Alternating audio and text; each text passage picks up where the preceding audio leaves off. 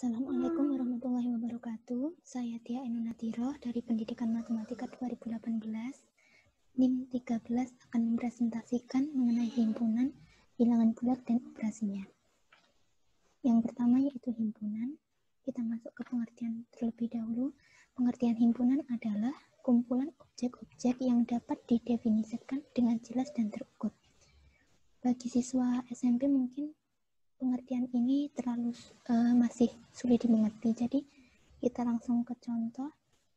Kita beri contoh dari himpunan yang berasal dari kehidupan sehari-hari, seperti yang contoh himpunan adalah himpunan hewan karnivora, himpunan warna pelangi, dan himpunan bilangan prima antara 10 dan 20.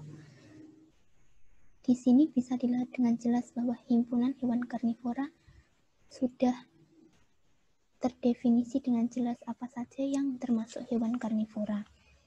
Lalu ada himpunan warna pelangi, yaitu ada Mejikuhipiniu, pastinya anak-anak sudah tahu. Lalu yang ketiga adalah himpunan bilangan prima antara 10 dan 20, itu bisa kita data, yaitu ada 11, 13, 17, dan 19. Lalu di sini contoh bukan himpunan, yaitu himpunan lukisan yang menarik.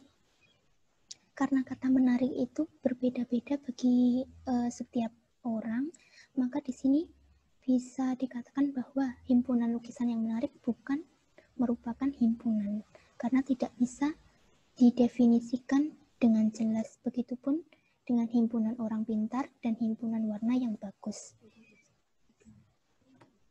Selanjutnya, cara menyatakan suatu himpunan itu ada 3, yaitu dengan kata-kata, dengan notasi pembentuk himpunan, dan dengan cara mendaftar. Lalu di sini ada himpunan kosong. Himpunan kosong adalah himpunan yang tidak memiliki anggota. Himpunan kosong dinyatakan dengan lambang seperti ini. Nah, kadang anak-anak tidak mengerti apa itu himpunan kosong, apa yang dimaksud himpunan kosong. Di sini kita gunakan contoh, yaitu himpunan A adalah himpunan yang anggotanya merupakan bilangan asli antara 3 dan 4. Nah, di sini bilangan asli antara 3 dan 4 itu tidak ada, maka himpunan inilah yang dinamakan himpunan kosong. Lalu yang kedua ada himpunan bagian. Himpunan A adalah himpunan bagian dari B jika dan hanya jika setiap anggota dari A merupakan anggota dari B. Dapat ditulis A subset B atau dibaca A himpunan bagian dari B. Nah, kita langsung ke contohnya.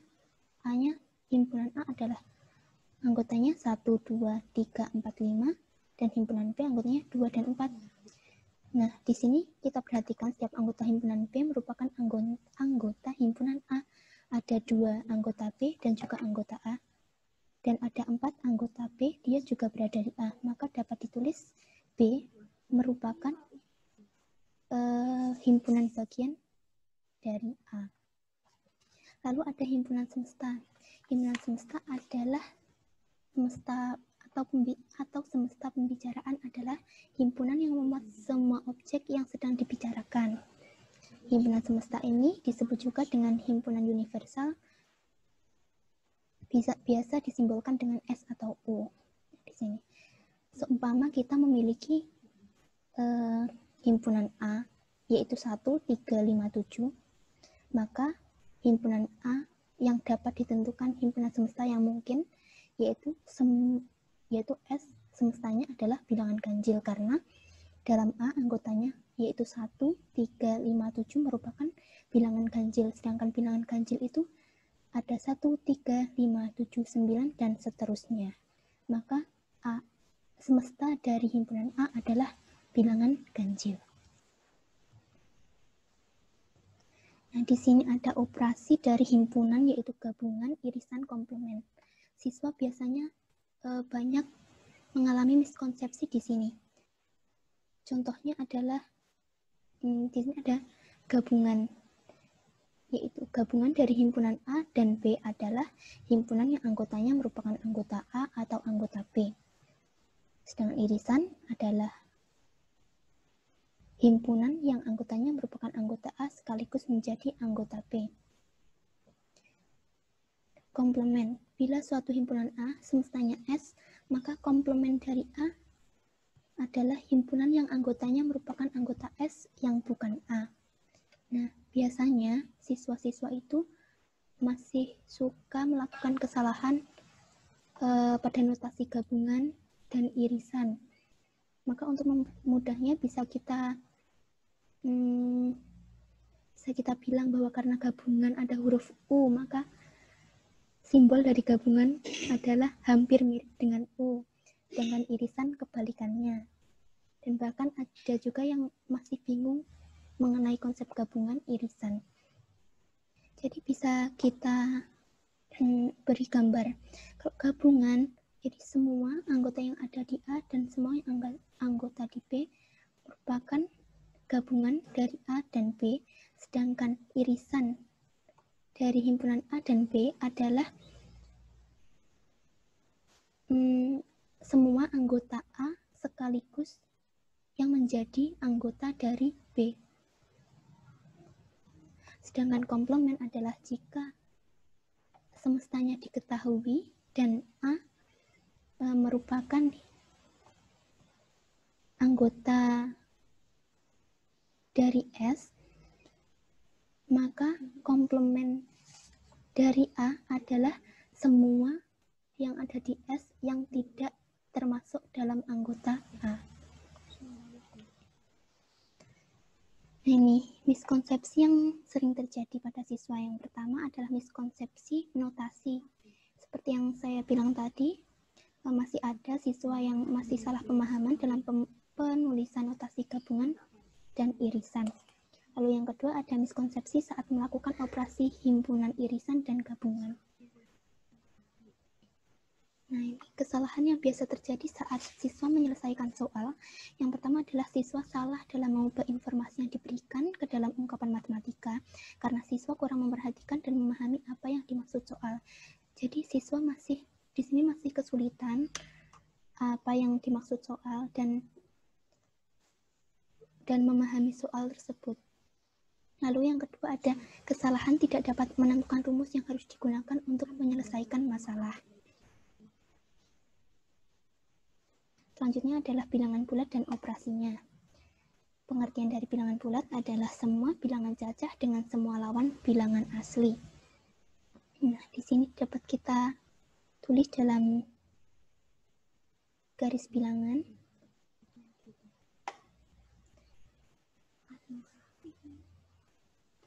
Selanjutnya ada operasi bilangan bulat. Yang pertama adalah penjumlahan.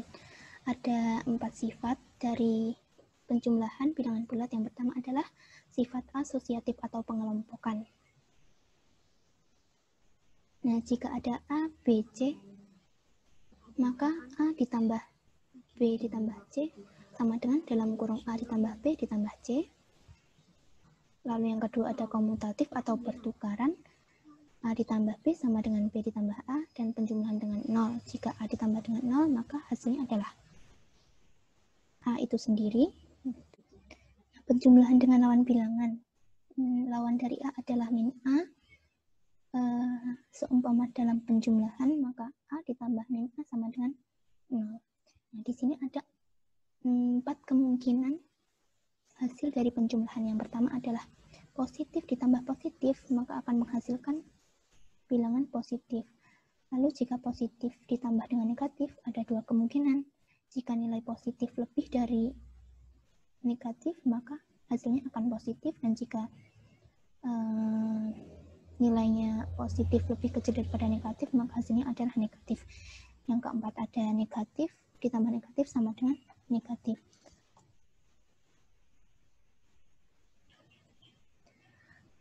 Lalu untuk pengurangan, yaitu untuk sembarang bilangan bulat berlaku A min B sama dengan A ditambah min B. Contohnya seperti ini, bisa dilihat sendiri. Lalu A min B sama dengan A plus B. Min A min B sama dengan min A plus B. Pengurangan dengan bilangan 0. Jika A dikurangi dengan 0, maka hasilnya masih A itu sendiri. Dan 0 min A, maka hasilnya akan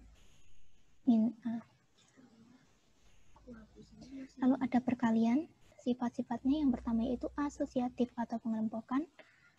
Nah, sifat asosiatif dan komutatif pertukaran ini hanya berlaku pada penjumlahan dan perkalian, tidak berlaku untuk pengurangan ataupun pembagian. Tapi siswa di sini kadang masih bingung mengenai operasi tersebut. Saya lanjutkan. Yang selanjutnya adalah distributif atau penyebaran, yaitu A kali B plus C sama dengan A kali B ditambah A kali C. Yang terakhir adalah perkalian dengan 0. Jika A dikalikan dengan 0, maka hasilnya adalah 0. Semua bilangan yang dikalikan 0, maka hasilnya adalah 0. Nah, di sini ada kemungkinan hasil dari perkalian. Yang pertama adalah perkalian dua bilangan positif, hasilnya adalah positif, maka A kali B sama dengan AB. Lalu jika perkalian dengan positif dan negatif, maka hasilnya adalah negatif. Lalu perkalian dua bilangan negatif, hasilnya adalah positif. Nah, operasi yang terakhir adalah pembagian. Yang pertama, hasil bagi dua bilangan bulat positif adalah bilangan positif. Lalu hasil bagi dua bilangan bulat negatif, maka hasilnya adalah bilangan positif. Lalu hasil bagi dua bilangan bulat yang berbeda adalah bilangan negatif. Jika negatif dibagi dengan positif, maka hasilnya negatif, dan positif dibagi dengan bilangan negatif, maka hasilnya adalah negatif.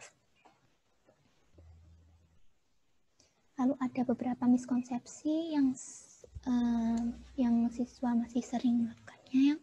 Yang pertama yaitu miskonsepsi dalam membandingkan nilai bilangan bulat yang disebabkan karena ada siswa menganggap bahwa sebuah bilangan akan bernilai lebih besar jika berada lebih jauh dari 0 pada garis bilangan. Jadi kita di sini harus menekankan terlebih dahulu pada pengertian bilangan bulat.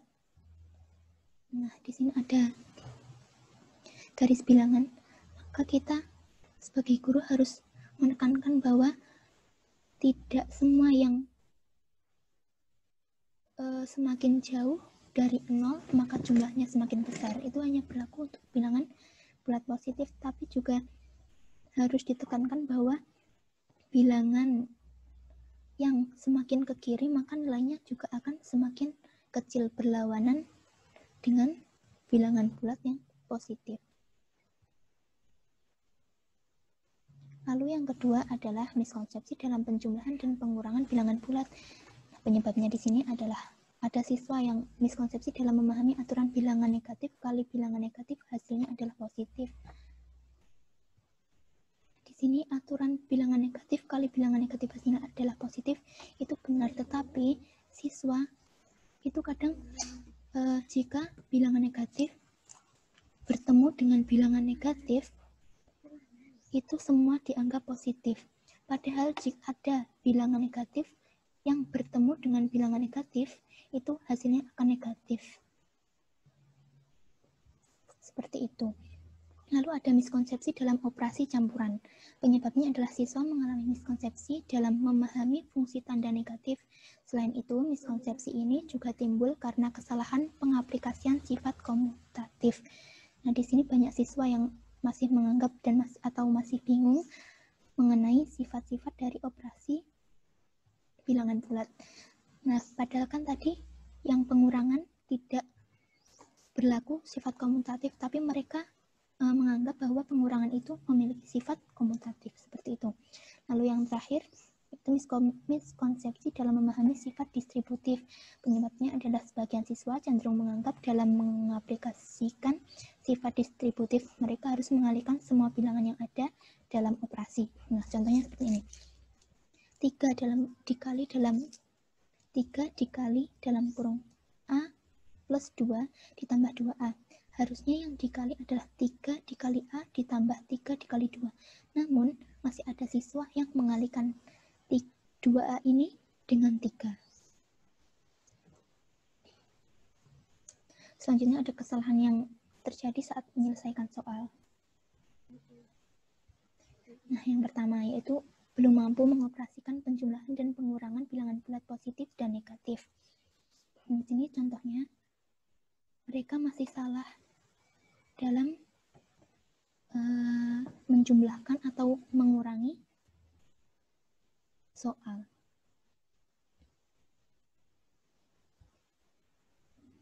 Seperti ini. Contohnya, min 4 ditambah 5 sama dengan 9. Jadi mereka belum memahami betul bagaimana cara mengoperasikannya. Lalu di sini juga sama. Min 4 ditambah 5 adalah min 9. Jawabannya harusnya adalah 1. Seperti itu. Lalu yang kedua adalah tidak memperhatikan tanda kali atau bagi atau urutan pada operasi hitung campuran, tapi langsung mengoperasikan berdasarkan soal yang ada. Contohnya ada soal 4, min 7 dikali 2, min 9 dibagi min 3 sama dengan berapa, dan mereka mengerjakan dari awal, jadi tidak memperhatikan urutan mana yang harus dikerjakan terlebih dahulu, seperti itu. Lalu yang ketiga adalah jika pada soal cerita, siswa cenderung tidak dapat memahami soal, sehingga tidak dapat menuliskan apa yang diketahui dan ditanyakan dalam soal, serta tidak dapat menuliskannya ke dalam model matematika. Kadang para siswa masih bingung memahami soal cerita, jadi mereka tidak dapat menuliskannya ke dalam model matematika seperti apa.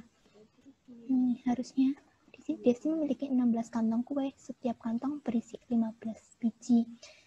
Jadi harusnya adalah 16 kantong dikalikan dengan 15, hasilnya berapa? Lalu kue tersebut dibagikan kepada 12 tetangga, maka harus dibagi 12. Nah, di sini masih belum memahami soalnya. Contoh yang kedua ini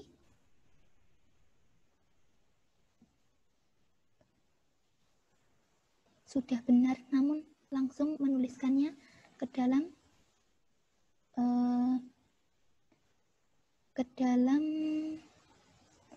angkanya. Nah, mungkin di sini yang dapat dilakukan yang pertama yaitu menggunakan permainan cerdas cermat agar siswa itu mampu tertarik untuk menyelesaikan soal-soal bersama dengan teman-temannya, seperti itu. Lalu menampilkan video yang berkaitan dengan operasi hitung bilangan bulat dengan konten menyelesaikan permasalahan sehari-hari yang berhubungan dengan operasi hitung bilangan bulat yang dikemas dalam bentuk animasi anak-anak.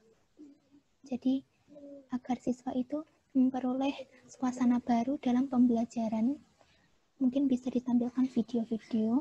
Lalu yang terakhir, memperbanyak latihan soal dengan ragam yang variatif, terlebih pada latihan soal cerita agar keterampilan dan ketelitian siswa pada operasi hitung meningkat. Ini referensi yang saya pakai. Terima kasih, sekian presentasi dari saya. Mungkin untuk selanjutnya kita akan diskusikan dalam Google Classroom. Sekian, wassalamualaikum warahmatullahi wabarakatuh.